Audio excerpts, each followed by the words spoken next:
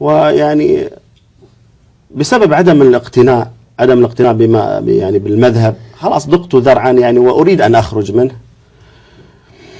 فهيأ الله سبحانه وتعالى وقدر لي يعني زميلا عزيزا علي من أهل السنة والجماعة من مدينة الإحساء، تعرفت عليه في الكلية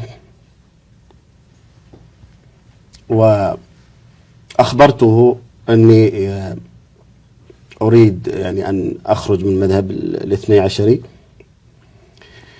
وأريد أن أتسنن. فقال لي لا بأس، حياك الله،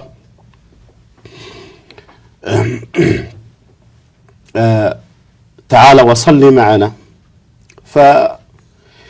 فأخبرته أني لا أعرف الصلاة، لا أعرف كيف صلى نبينا صلى الله عليه وسلم، فهل تعلمني؟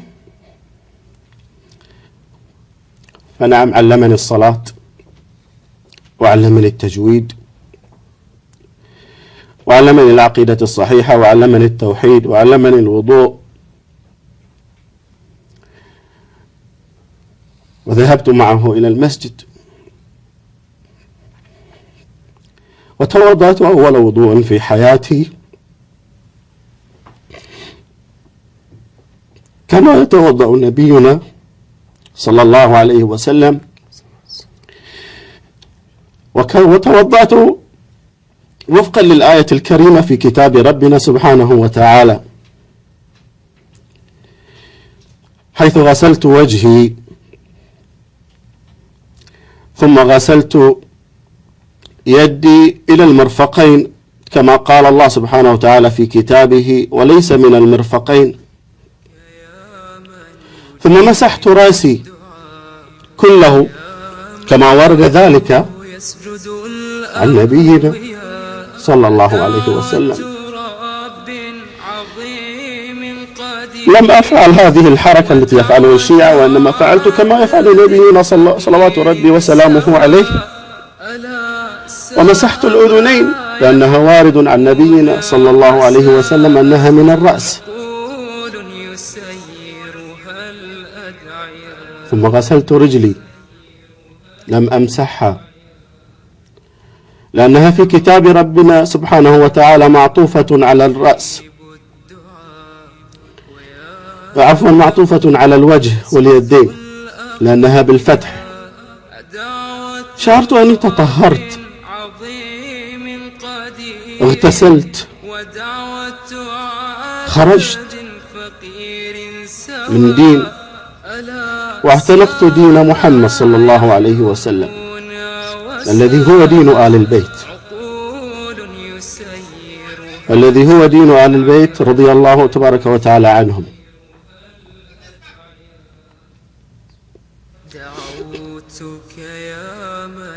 ثم بعد الوضوء خطوت إلى بيت من بيوت الله سبحانه وتعالى، شعرت وكأنني أغتسل في مشي هذا. دخلت بيوت السنة أو مساجد السنة من قبل، لكن هذا الدخول يختلف. هذا الدخول الآن على أنني سني، سأصلي كما صلى نبينا صلى الله عليه وسلم.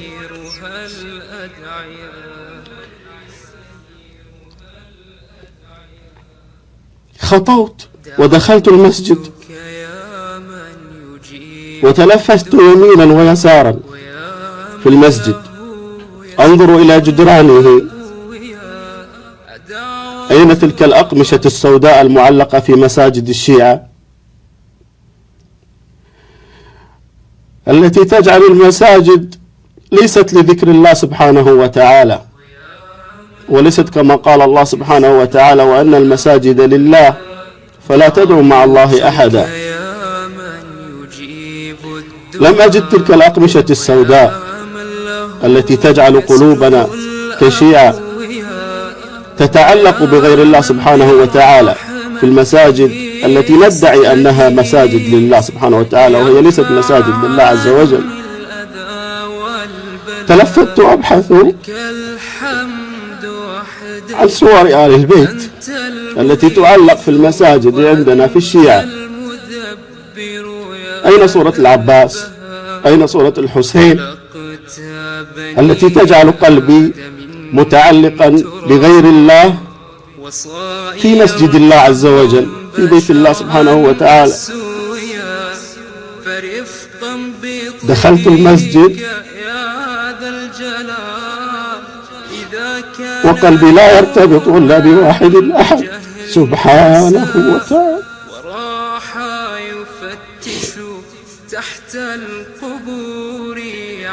دخلت بيت قال الله عنه في كتابه الحكيم: في بيوت أذن الله أن ترفع ويذكر فيها اسمه، إخواني الشيعة، يذكر فيها اسمه سبحانه وتعالى.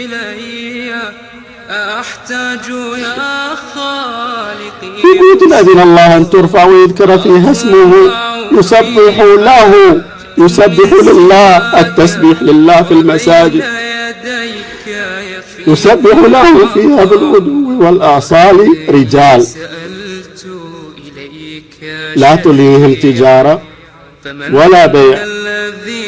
عن ماذا؟ عن ذكر الله عز وجل، وأن المساجد لله فلا تدعوا مع الله أحدا. وهذا لا يتحقق إلا في مساجد أهل السنة والجماعة. في هذا المسجد الذي دخلته لأول مرة، هذه الدخلة التي غيرت حياتي،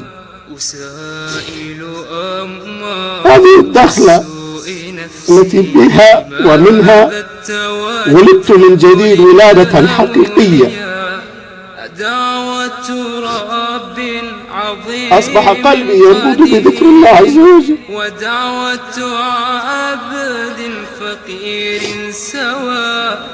واصطففت في صف كما تصف الصحابة رضوان الله تبارك وتعالى عليهم خلف النبي صلى الله عليه وسلم. لا توجد تربة من قبر لتجعل قلبي متعلقا بغير الله عز وجل. مرسوم عليها مشاهد وأضرحة ومكتوب عليها أسماء الأئمة. لا يوجد إلا الله سبحانه وتعالى. واصطففت في صف مستو كما كان يأمر الرسول صلى الله عليه وسلم أصحابه في الصلاة رضي الله عنهم. أول مرة أقف هذا الموقف الذي غير حياتي. ثم انتهت الصلاة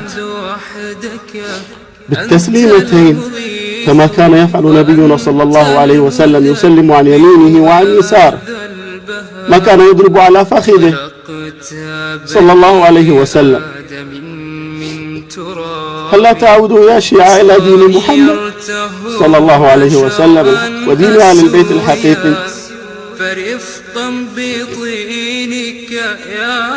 بعد التسليمتين ما سمعت إلا الاستغفار والتهليل والتسبيح، بعكس ما كنت أفعله سابقا.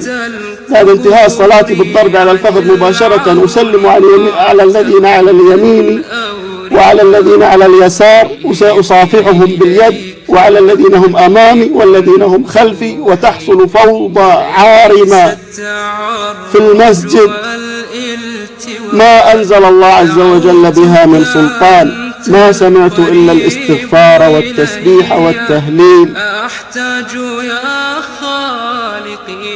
والله إن هذا لهو دين محمد صلى الله عليه وسلم، وهو دين آل البيت، لأن آل البيت كانوا يتبعون نبينا صلى الله عليه وسلم. ما أحدثوا دينا يختلف عن دين محمد صلى الله عليه وسلم. فمن ذا الذي خلق الشفعاء. ثم أخذ زميلي الذي تعرفت عليه والذي أخذ بيدي، أخذ يعقد معي جلسات في هذا المسجد، يعلموني فيه التجويد. أخي، لماذا التوجه للأولياء؟ دعوة رب أخي جزاك الله عني كل خير، ودعوة عبد فقير سواء، ربطني بكتاب الله معدما، وأنا يصح لديه الرجاء. أخي جزاك الله عني كل خير،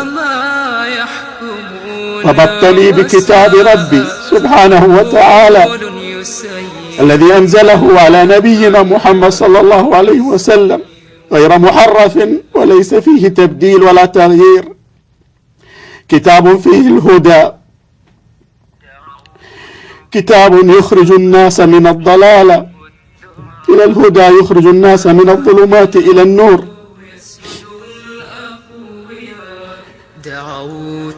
علمتني التوحيد، جزاك الله عني كل خير.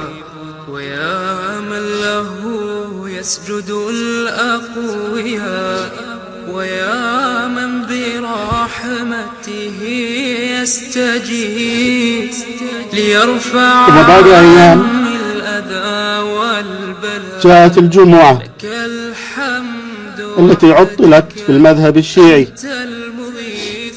واستغرب كيف تعطل هذه الصلاة العظيمة. أما يعطل الخمس؟ أما كان أولى أن يعطل الخمس؟ سرقة الأموال باسم الدين، كيف لا يعطل الخمس وتعطل صلاة الجمعة؟ نقرأ حلال المشاكل في يوم الجمعة ونترك صلاة الجمعة التي أمر الله سبحانه وتعالى بها في كتابه.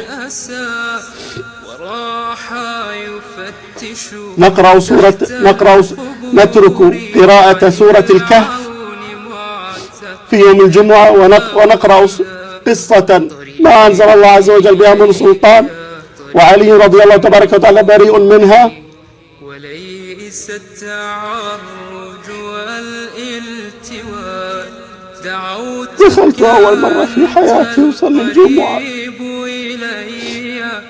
أحتاج يا خالقي وسطا، أطمع ما هي صلاة الجمعة وما عمري صليتها، هذه أول مرة في حياتي أصليها،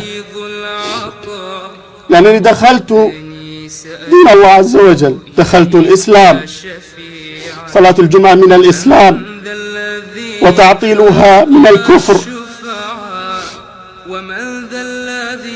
دخلت المسجد وكالعادة تلفت فما وجدت لا أقمشة سوداء ولا صور. لا يتعلق القلب إلا بالله الواحد الأحد الذي خلقني ويرزقني، وهو الذي أحياني، وهو الذي يميتني سبحانه وتعالى، وهو الذي إذا مرضت يشفيني سبحانه. دخلت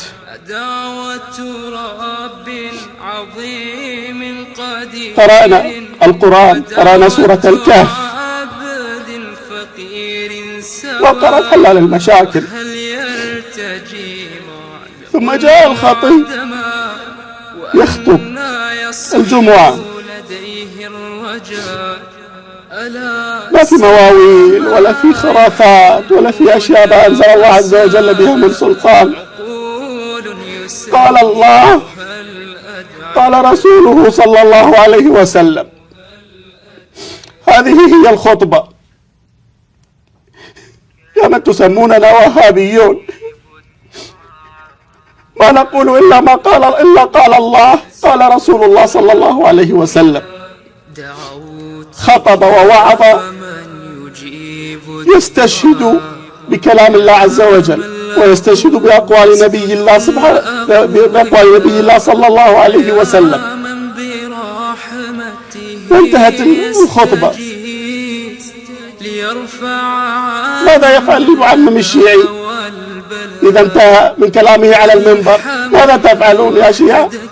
تلطمون. أنت المغيث وأنت المدبر يا العيب لكم بهذا اللطم، والله ما هو دين آل البيت، ما لطموا آل البيت. إذا انتهى المعمم الشيعي تلطمون. انتهى الخطيب من خطبته. ماذا فعل الخطيب بعد الانتهاء من خطبته؟ وقف لله سبحانه وتعالى يصلي بنا ويقرأ كتاب الله عز وجل، يصلي. بعد الخطبة ما نلتم.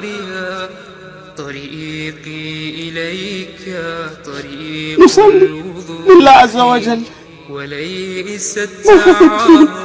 والله هو دين الله، والله هو دين الإسلام، هو دين محمد صلى الله عليه وسلم. انتهت الصلاة وخرجنا من المسجد وأنا أردد في داخلي: والله هذا هو دين محمد، والله هذا هو دين الإسلام، والله هذا هو دين آل البيت رضي الله تبارك وتعالى عنهم. سألت إليك أحدث تغييرا في حياتي، والله الذي لا إله إلا هو ما كنت لأتخلى عن هذا الدين ما أصابني، أن أصابني فتور أو أصابتني انتكاسة أو أصابني ما أصابني، والله ما كنت لأترك هذا الدين، لأنه هو دين محمد صلى الله عليه وسلم. دخل في روعي وفي يقيني أن هذا هو دين محمد صلى الله عليه وسلم.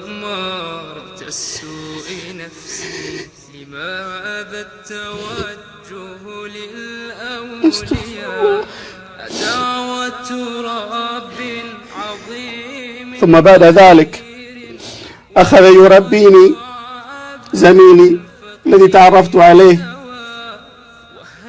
وينشئني، وكأنني كنت طفلا أحبو فعلا. ولدت، والله ولدت من جديد. يأخذني وهو يذكر إن كان يسمعني، كان يأخذني إلى الصلاة مع الأذان أو قبل الأذان. نسمع الأذان في المسجد، نسمع الأذان الذي كان يؤذنه بلال رضي الله تبارك وتعالى عنه في زمن النبي صلى الله عليه وسلم، بلا زيادة ولا نقصان، بلا بدع ما أنزل الله تبارك وتعالى بها من سلطان. نسمع الأذان ثم نجلس نتلو كتاب الله عز وجل. كيف لي أن أترك هذا الدين؟ هذه الحلاوة الإيمانية كيف لي أن أتركها؟ والله ما أتركها. أسأل الله تبارك وتعالى أن يثبتني على دينه حتى الممات، وأن يرزقني الإخلاص في القول والعمل.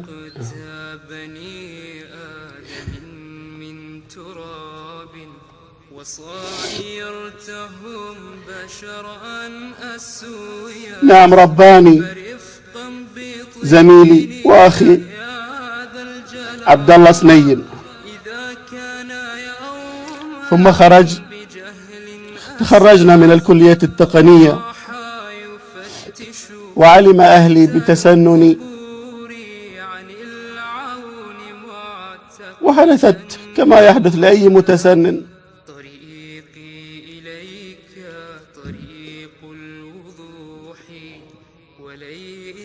كما يحدث لأي متسنن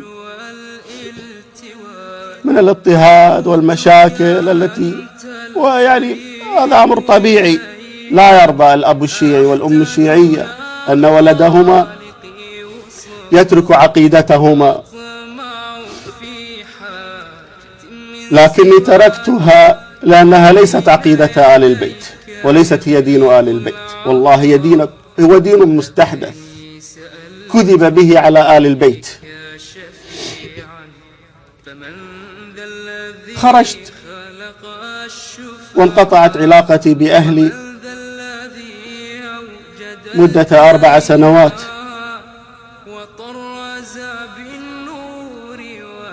ثم بعد ذلك انتقلت إلى الرياض في عام 1417 لأنني ما استطعت أن أعيش هناك بسبب المشاكل والاستهزاء الذي أجده والسخرية التي أجدها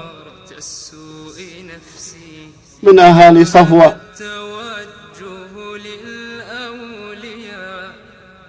في كل مكان، عند البقالات وفي السوق. ما ارتحت والله فيها. انتقلت إلى الرياض والحمد لله رب العالمين عام 1417، وها أنا ذا أعيش في الرياض بحمد الله عز وجل بين إخواني أهل السنة والجماعة، مرتاحا مطمئنا ولله الحمد والمنة.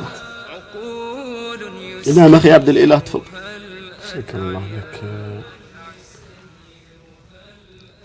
نسأل الله عز وجل أن يثبت قلبك على الإيمان أخي جميل، وأن يرزقنا وإياك الإخلاص والثبات حتى الممات على هذا الدين. ولا بد لكل عبد قد سلك طريق محمد صلى الله عليه وآله وسلم إلا ويعاد، ولا بد أن يلقى من الأذى ما يلقى، وكل ذلك امتحانا من رب العالمين وابتلاء من الله عز وجل. هل سيصبر عبده على ما يصيبه في جنب الله أم يعرض ويترك؟ ولكن عزاء المؤمن أن العاقبة للمتقين وأن العدوان على الظالمين.